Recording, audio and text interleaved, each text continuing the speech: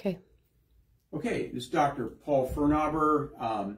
Tonight we're going to be talking about adjusting animals, natural health care for animals. Now, some of you probably never thought about that before, but you know, animals need a lot of the same things we do. They need good nutrition, they need exercise, they need chiropractic, and we're going to demonstrate that and show you that this evening. So, why natural health care for animals? Well, like I said, animals need proper nutrition, a properly functioning nervous system, proper organ motion, and all organs in constant motion and moving properly, just like people do. So there's a one particular brand of pet food that I think is really good. There's other brands out there. You know, we hear about Rough Greens and other types of foods, supplements for pets. But this is something you get at Costco. It's called Nature's Domain Salmon and Sweet Potato. It's high in protein and minerals, very low in plant lectins. Now, most, if not all, dog and cat treats contain inadequate minerals, way too much plant-derived food, and processed and artificial content, just like a lot of our ultra-processed food. Animals do not do well on that. Plant lectins do the following. They cause leaky gut in animals, they cause allergies, and they really diminish the quality of their fur. So, what to avoid when feeding your pet or getting a pet food? You want to avoid sugars, cheap cereal grains, meat byproducts. Some are indigestible. Glutens. Your animals can develop allergies to gluten just like humans can. Artificial colors, flavors. I mean, you know, most of us don't want those in our food. And chemical preservatives. So, animals do not do well on this. Animals do well on real food. That's what they're used to eating. That's what they're designed to eat. And humans the same way. So you want to avoid treats, animal treats that have this stuff in it. So Dr. Bill Inman, who was the veterinarian that mentored me, said, if you look at lectins, plant lectins, which is not very good for dogs, who've eaten a lot of processed food and treats, they develop allergies, they have poor quality fur, and cats should only eat wet food, not dry food. Okay, these are high lectin foods, and Dr. Bill Inman has a lectin scavenger, what's called a lectin scavenger product that you can get from him. He developed himself. These are high lectin foods, grains, legumes, certain nuts, certain vegetables, legumes, high cashews, high in lectins. So the most important part of natural health care for animals, certainly, is correcting the vertebral subluxation complex, just like people. So a vertebral subluxation complex is a functional misalignment of a vertebra, limiting the mobility of a joint, causing pressure or irritation on the surrounding nerves.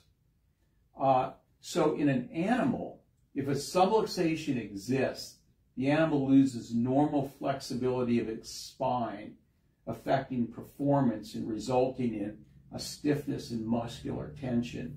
So you can get reduced mobility between two vertebrae, and it can affect the nerves that leave the cord between the adjacent vertebra, and the adjacent or the resulting nerve interference causes problems in the animals. So it can manifest anywhere in the spine of any mammal, create neurological deficit along the spinal nerve, and cause somatovisceral disease as a result. Now, somatovisceral disease is something other than like your typical neuromuscular skeletal dysfunction. It could be ulcers. It could be allergies. in a human, it could be headaches. It could be some sort of bowel dysfunction. That's what somatovisceral disease is. So this is a picture of the autonomic nervous system in a human. Well, your pets have one very similar to this. So when an animal is given a spinal adjustment, the neurological short circuit is restored back to the on position, so the normal nerve flow can be restored. The animal's now able to heal. The technique that I use, veterinary orthopedic manipulation, is a very low force technique done with a mechanical instrument, which is right here. It's this instrument here. It's a very low force, gives a very precise adjustment, and you can't hurt the animal with it. So how do we determine the presence of a subluxation in an animal? Well, you make a diagnostic pass over the spine, and you can actually see it's almost like a reflex where the dog just jumps. It doesn't hurt the animal at all, but when you get to a subluxation, the dog will reflex, just like sort of like hitting a reflex in your knee, the way that your knee jumps. You'll see that in an animal, and that reflex indicates a subluxation. Reads appear as muscle and skin movements immediately after the thrust is delivered. So we usually make 3 passes over an animal. They may show immediate response. A lot of times they'll yawn. They'll get really relaxed. Sometimes they can pant.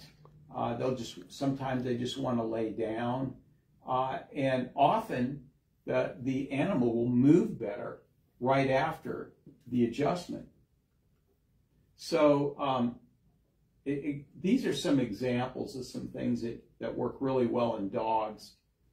Any acute disc disease that doesn't involve paralysis, and in particular loss of deep pain. So disc problems work really well with adjustments in dogs. Dogs that can't flex their head properly, or they hold it to one side, that's really helpful for dogs. Foreleg lameness, rear leg lameness, degenerative myelopathy, where the dog just gets progressively weak because of problems in the nervous system. Canine wobbler's disease, and hip dysplasia is a very, very, very good thing for chiropractors to treat in animals. It works really well. So in cats, there's some other things that work well, like rhinette. So a cat that can't hold their head straight, that works chiropractic works very well in those animals. Lameness, lack of leg strength, and any kind of somatovisceral disease, like any kind of allergy, chronic coughing, anything like that, can be very, very helpful in a cat. So some things to avoid. Come on in. I think she's got a dog. Yeah, we've got 2 dogs. Yeah, we got a couple of dogs coming in, so you can just hold them.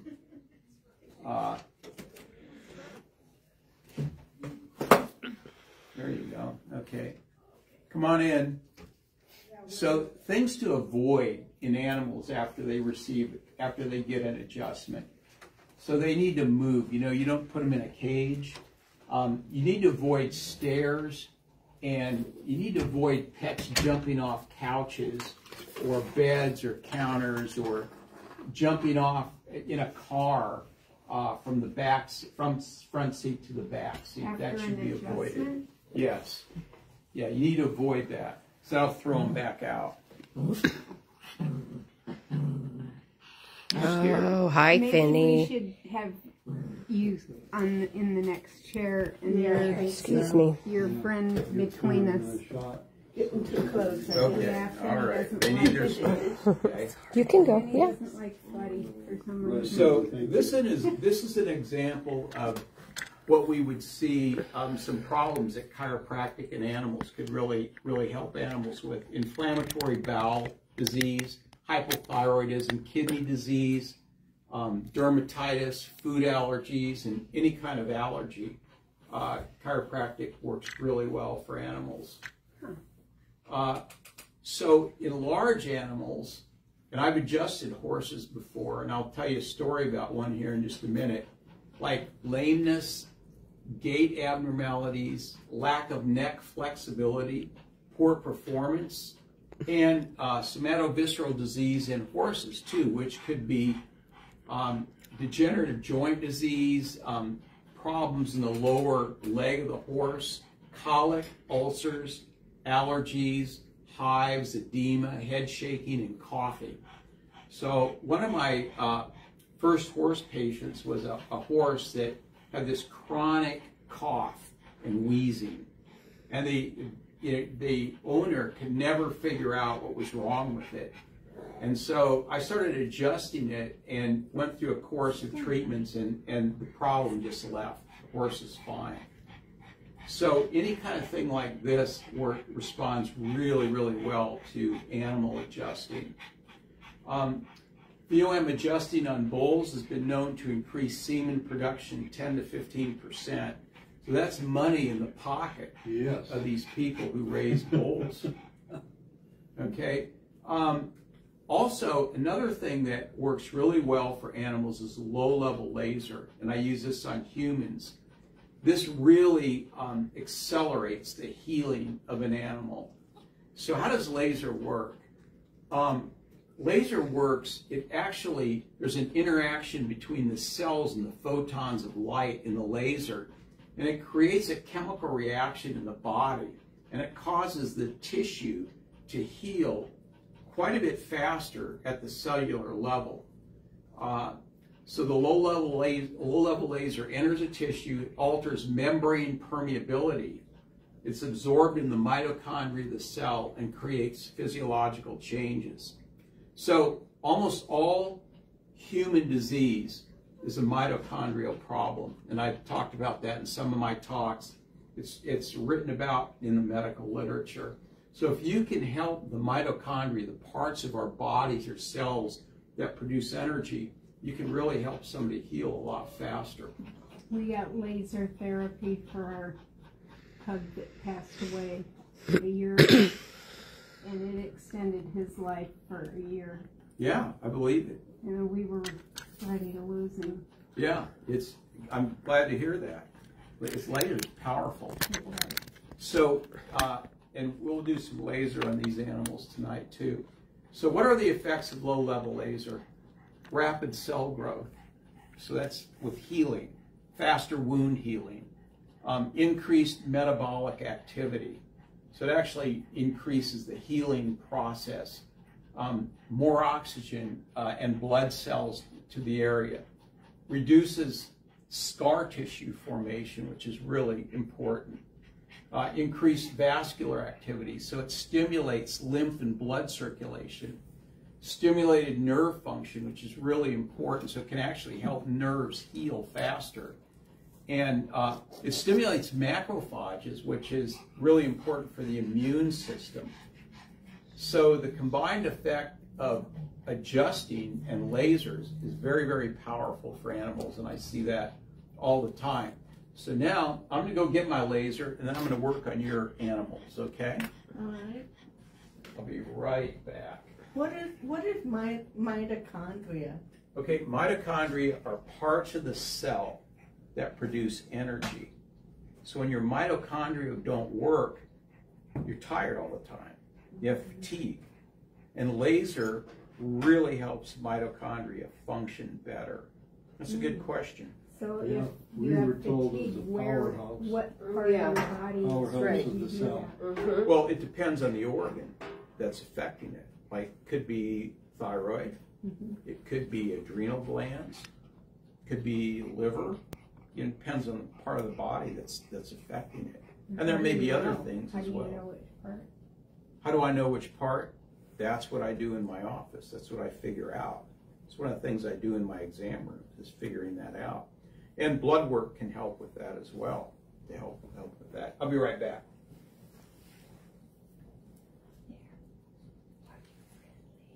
Yeah. He's the most friendly. Okay, so let's go ahead and let's bring their dog up first. We're going to put him on this table here. Want me? Yeah, come on up. What's your dog's name again? Finny. Finny, that's right. Remember me? Huh? You okay? Finny. They get a little scared sometimes. She's shaking a little bit. Yeah, okay. I'm going to turn this down. This is a small dog. Okay, that's what they're going to hear, okay? All right, Finny, let's go ahead and work on you, okay? Finny. Yeah, you want to grab her so she didn't grab her snout so she didn't bite me. Okay. I don't want to get bit. Okay. Of course not. Okay. So when you adjust a dog on their neck, sometimes they're a little skittish about that. Go ahead. And we're just gonna come down and as you come down the spine, they get a lot less skittish about adjusting them. Now, can you see?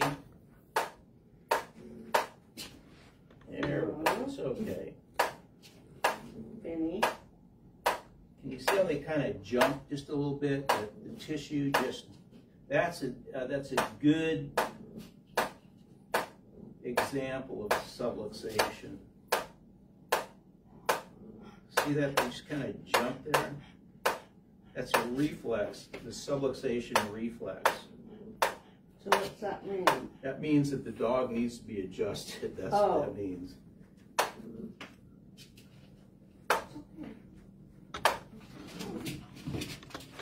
All right, so okay, there we go. Okay, so we're going to just avoid the top of her neck. Just avoid the atlas. See, when they get used to it,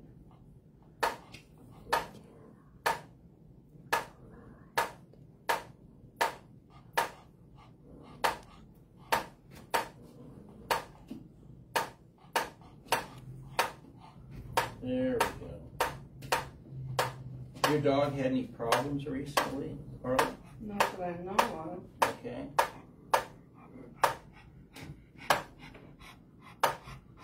Okay. Now we're just going to give it a little bit of laser. Now they won't even feel the laser. They won't. We're just going to upregulate neurological function a little bit in this dog and see if we can. So this laser frequency is for discs. Okay. How old's your dog again? He is 14. So this is an old dog. Probably has some disc issues. So this frequency of the lasers to help heal the discs.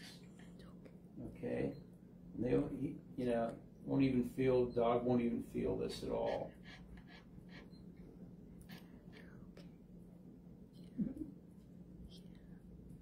And I have a lot of dogs that'll just hold very still for me. They won't bite, they won't move.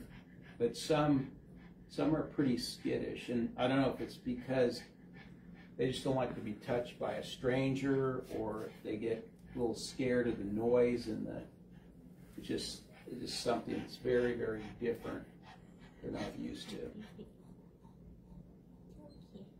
I know a lot of animals don't like going to the vet.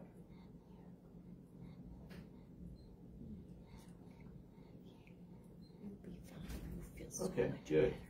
Not doing nothing now. Yeah, there we go. So that's all. That would be like a typical adjustment. Oh, okay. Yeah, that I would do. I might run through it 3 times instead of 2. Oh. But yeah, just like, but here's the thing, when you adjust a dog periodically, they're going to be a lot healthier and they're going to live longer. Like you said, yours lived like, just with laser, extended the life a year. He had You want to bring him stage up? 4 arthritis and a collapsed trachea. How old was your dog? He died when he was almost ready to turn 15. Oh, pretty old. Hey, buddy. This is Buddy. Yeah. Okay. This is Buddy. Yeah. All right. Let's see. Is that going to bother you? No. Okay. He's a good boy.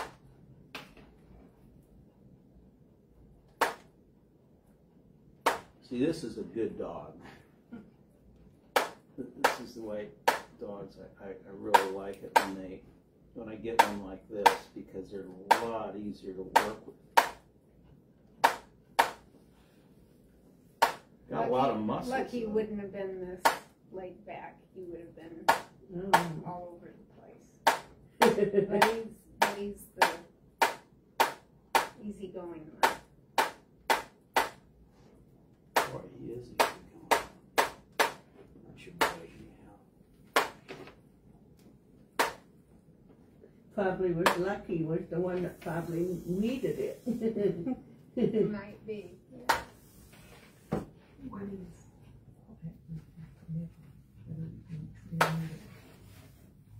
bed, whatever. We have a chiropractic.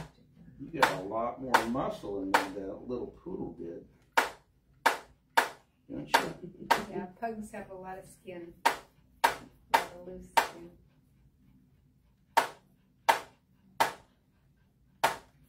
Has he had any problems at all? Pretty healthy and He is.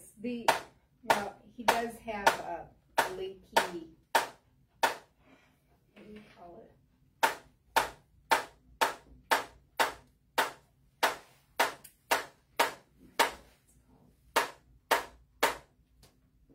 It's the sac where they go to the bathroom. oh, okay. Bladder? No, it's Scrotum? no. No. It's when they go to eliminate Oh, okay. Yeah, I know what you're talking and about. they push out, it's supposed to empty the sac, and it's kind of a runny liquid, and it Okay. smells. Well, maybe this will help. Well, that's what I'm hoping. Yeah, we'll see. See, up in the neck, he doesn't have a lot, nearly as much going on. You can see we're not getting that typical subluxation response up here.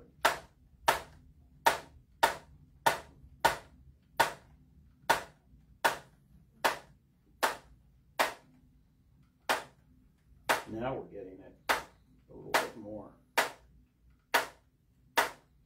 He runs like a greyhound, and he's chasing his brother. I mean, seriously, he looks like he's running 50 miles an hour. Yeah, I've seen it too. Okay, so the problem is kind of down here then, isn't it? Yeah. Yeah, okay, let's give him some laser love down there. How old did you say? A year and a half. You're a young dog, okay. We're not going to worry about his disc, but We got him right after the other one died. we're going to worry about his nervous system here. There we go. So we're going to laser the nerves that go into that area of the body.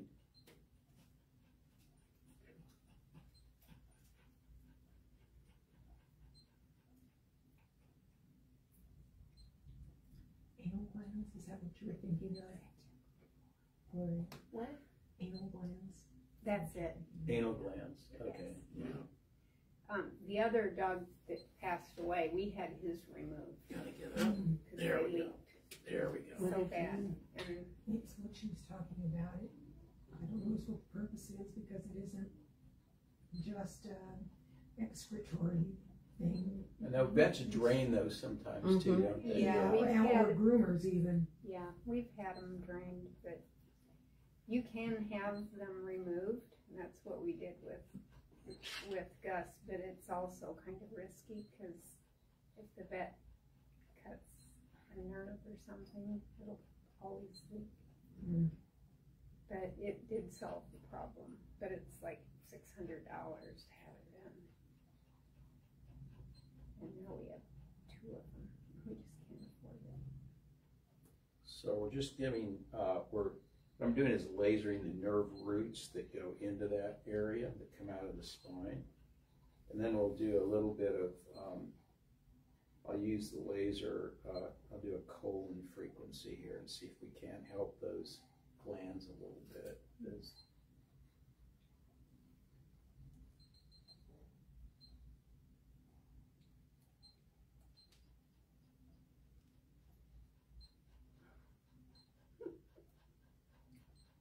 Okay. And he's like, I'm glad that's him and not me up there. Yeah, she's happy now. Over there. So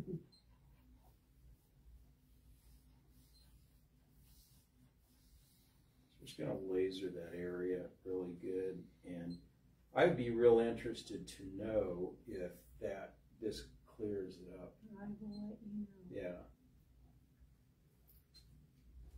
That would be an awesome blessing. Well, I'm glad you brought him in, you know. I mean, he's a great dog to adjust. Yeah, he's a good boy. Well, he went to church with me when we first got him because they were praying for the dog that we would get. Oh. We drove to Kansas City to get him. And after we got him, I took him to church and we sat in the service and people are like, she's holding a dog? I wanted them to see what they prayed for, what the answer was. You were an answer to prayer, It huh? was. That's good. Yeah. And then Lucky is his brother, and she ended up selling both of them to us for the price of one if we would take them both. Because we were just going to get one. And she didn't want to separate them. And they are inseparable. They're like, Lucky's probably freaking out because we left without him. But my husband's there with him. Okay. That's all we need to do. Right. Yeah, let's see. It's pretty simple.